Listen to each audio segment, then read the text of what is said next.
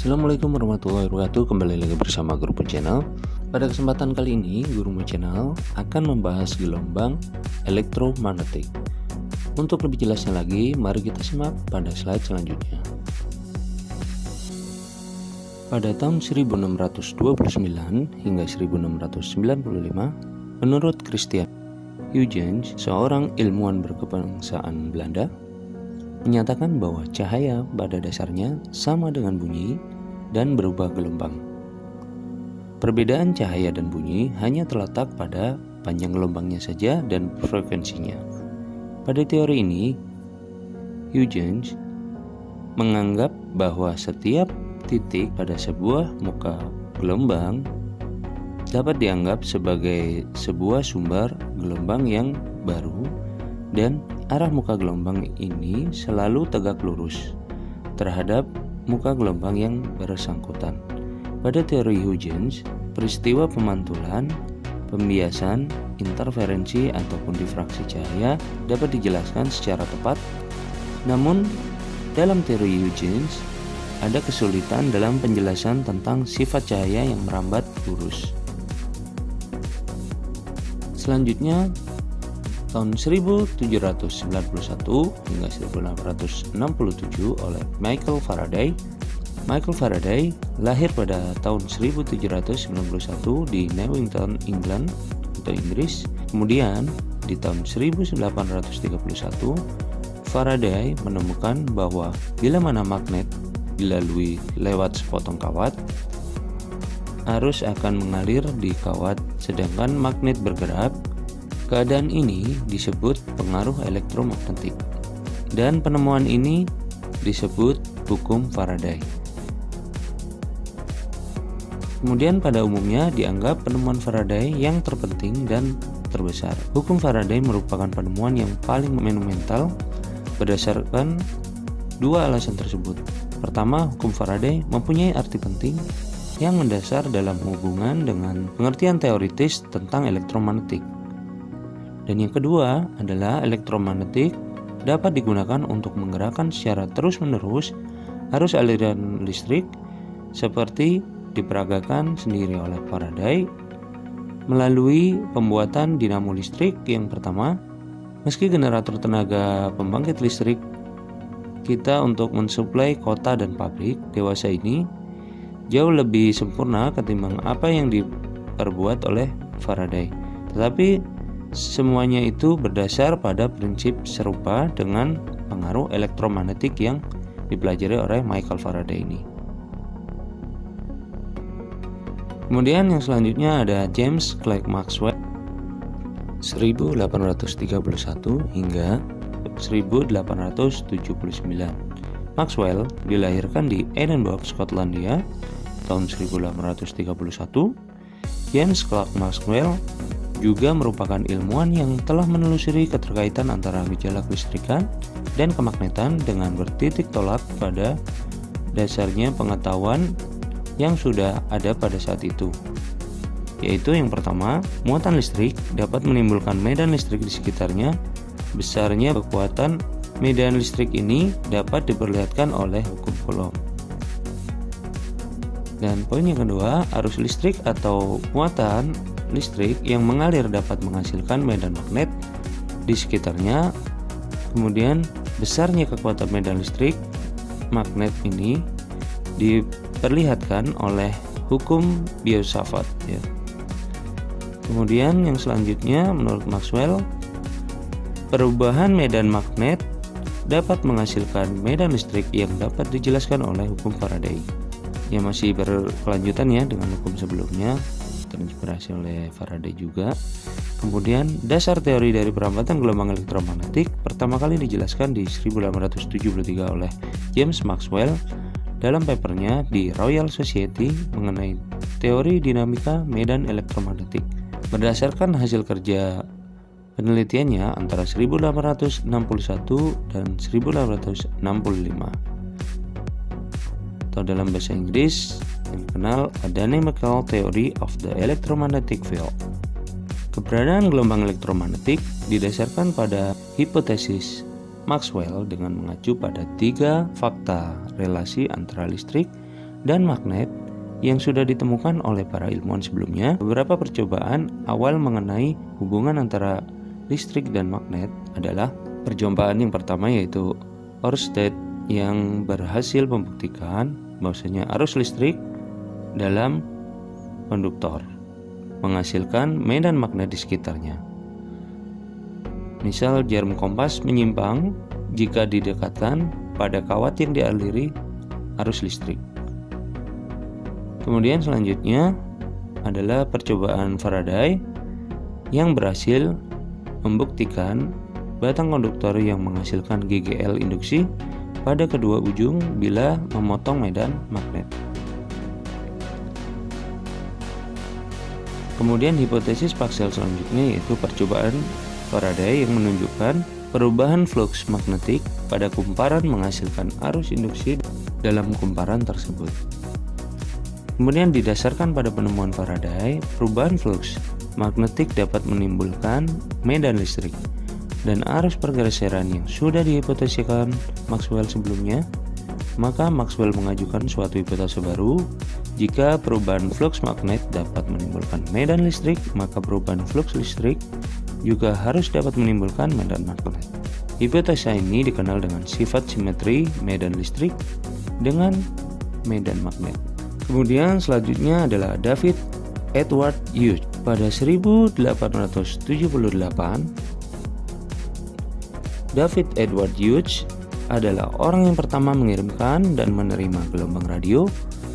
Ketika dia menemukan bahwa keseimbangan induksinya menyebabkan gangguan ke telepon buatannya, dia mendemonstrasikan penemuannya kepada Royal Society pada 1880, tapi hanya dibilang itu cuma merupakan induksi.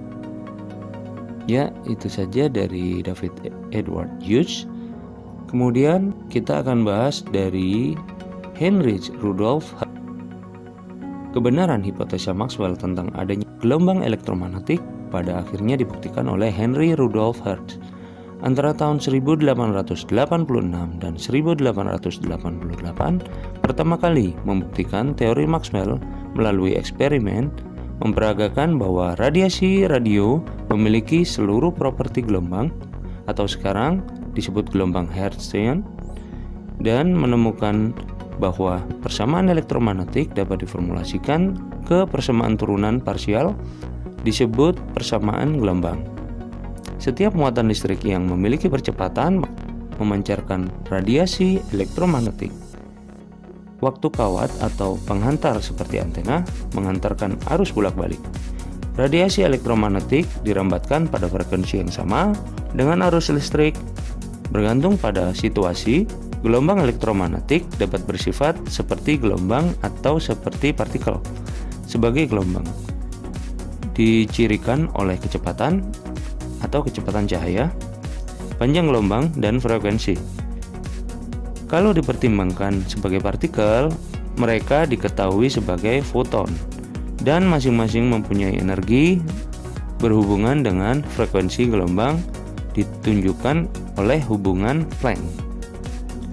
Perlu digarisbawahi bahwasanya gelombang elektromagnetik adalah gelombang yang memiliki muatan energi listrik dan magnet tanpa memerlukan media rambat.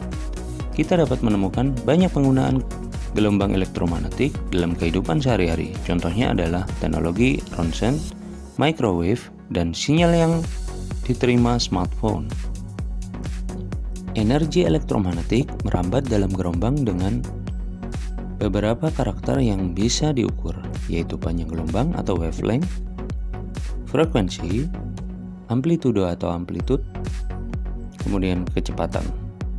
Amplitudo adalah tinggi gelombang, sedangkan panjang gelombang adalah jarak antara dua puncak gelombang ya. Kemudian frekuensi adalah jumlah gelombang yang melalui suatu titik dalam satu satuan waktu. Frekuensi tergantung dari kecepatan merambatnya gelombang. Karena kecepatan energi elektromagnetik adalah konstan atau kecepatan cahaya, panjang gelombang dan frekuensi berbanding terbalik. Semakin panjang suatu gelombang, maka semakin rendah frekuensinya, dan semakin pendek suatu gelombang, maka semakin tinggi frekuensinya pula. Semakin tinggi level energi dalam suatu sumber energi, semakin rendah panjang gelombang dari energi yang dihasilkan dan semakin tinggi frekuensinya. Sifat dari gelombang elektromagnetik antara lain, gelombang elektromagnetik dapat merambat dalam ruang tanpa medium, merupakan gelombang transversal.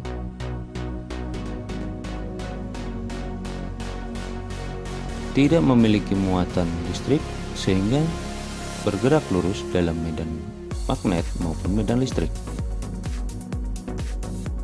Dapat mengalami pemantulan refleksi, pembiasan atau refraksi, perpaduan atau interferensi, pelenturan atau difraksi. Kemudian pengutupan atau polarisasi.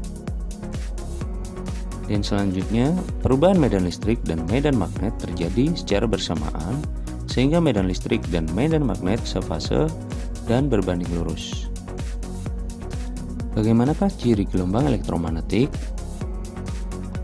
Ciri dari gelombang elektromagnetik adalah perubahan medan listrik dan medan magnetik terjadi pada saat bersamaan, sehingga kedua medan memiliki harga maksimum dan minimum pada saat yang sama dan pada tempat yang sama. Arah medan listrik dan medan magnetik saling tegak lurus, dan keduanya tegak lurus terhadap arah rambat gelombang. Dari ciri ini, bisa dikatakan bahwa gelombang elektromagnetik merupakan gelombang transversal. Seperti halnya gelombang pada umumnya, gelombang elektromagnetik mengalami peristiwa pemantulan, pembiasan, interferensi, dan difraksi. Juga mengalami peristiwa polarisasi karena termasuk gelombang transversal. Cepat rambat gelombang elektromagnetik hanya bergantung pada sifat-sifat listrik dan magnetik medium yang ditempuhnya. Penemuan gelombang elektromagnetik pada akhir abad ke-19 merupakan cikal bakal perkembangan teknologi di bidang telekomunikasi, kedokteran, penginderaan jarak jauh, maupun bidang industri. Berdasarkan panjang atau frekuensinya, gelombang elektromagnetik dapat diklasifikasikan menjadi spektrum gelombang elektromagnetik. Spektrum gelombang elektromagnetik adalah spektrum kontinu di mana masing-masing jenis gelombang elektromagnetik yang berbeda didefinisikan dalam rentang panjang gelombang tertentu. Pertama, sinar gamma banyak digunakan dalam bidang industri, pengawetan makanan, produk industri, dan lain-lain. Kemudian selanjutnya ada sinar X. Sinar X dapat menembus tapi tidak dapat menembus tulang, sehingga sinar X sering digunakan untuk memotret posisi tulang atau bagian tubuh yang mempunyai kelainan. Sinar X sangat berperan dalam mendapatkan informasi tentang mikroskopi, atom, dan molekul seperti penentuan struktur molekul menggunakan sinar X dengan panjang gelombang yang sangat pendek. Untuk pelaksanaannya, digunakan sebuah alat yang diberi nama diffractometer sinar X. Sinar X juga banyak dalam uji tak merusak seperti menentukan cacat pada hasil las. Alat yang digunakan disebut radiografi sinar X. Sinar X juga dapat digunakan untuk menentukan unsur dalam suatu bahan menggunakan alat XRF atau X-ray fluorescence. Kemudian selanjutnya ada sinar ultraviolet. Sinar ultraviolet sering digunakan pada kandungan unsur-unsur dalam suatu bahan melalui teknik spektroskopi. Selanjutnya ada sinar tampak, yaitu sinar tampak adalah sinar yang dapat membantu penglihatan manusia. Selanjutnya ada sinar infrared atau inframerah, banyak digunakan untuk kegiatan pemotretan permukaan bumi oleh pesawat udara yang terbang tinggi atau oleh satelit. Sinar inframerah juga digunakan untuk mempelajari struktur molekul suatu zat menggunakan alat yang disebut dengan spektrometer inframerah. Kemudian selanjutnya ada gelombang mikro. Gelombang mikro dalam bentuk gelombang televisi dan gelombang radar banyak digunakan dalam sistem telekomunikasi, sistem deteksi, dan sistem pertahanan. Pada sistem radar, antina berfungsi sebagai pemancar gelombang dan sebagai penerima gelombang pantul. Pancaran gelombang radar yang dihasilkan berbentuk pulsa, dan jika pulsa ini mengenai sasaran, maka akan diterima pulsa pantul oleh antena radar. Pulsa pantul dapat ditampilkan pada layar sebuah osiloskop. Jika selang waktu antara pemancar gelombang radar dan penerima gelombang pantulnya adalah T, kecepatan gelombang radar adalah C, maka jarak antara sasaran dengan radar adalah S. Gelombang radar juga digunakan dalam penentuan jarak bumi dan bulan. Selanjutnya, gelombang radio. Gelombang radio banyak dimanfaatkan dalam sarana komunikasi, membawa informasi dan berita dari satu tempat ke tempat yang lain. Komunikasi dengan memanfaatkan gelombang radio dapat menjangkau daerah yang cukup jauh dari pemancarnya. Hal ini terjadi jika gelombang radio dalam bentuk angkasa, sehingga dapat mencapai tempat-tempat di dunia yang jaraknya sangat jauh dari pemancar. Ini adalah beberapa contoh penerapan atau aplikasi elektromagnetik dalam kehidupan sehari-hari. Di antaranya ada speaker atau pengeras suara, bel listrik, kemudian ada microwave, dan sebagainya. Masih banyak lagi aplikasi gelombang elektromagnetik dalam kehidupan kita sehari-hari. Baik, itu saja dari Gurumu Channel. Terima kasih telah bergabung bersama kami. Jangan lupa like, share, komen, subscribe, dan tekan tombol loncengnya jika dirasa bermanfaat. Assalamualaikum warahmatullahi wabarakatuh.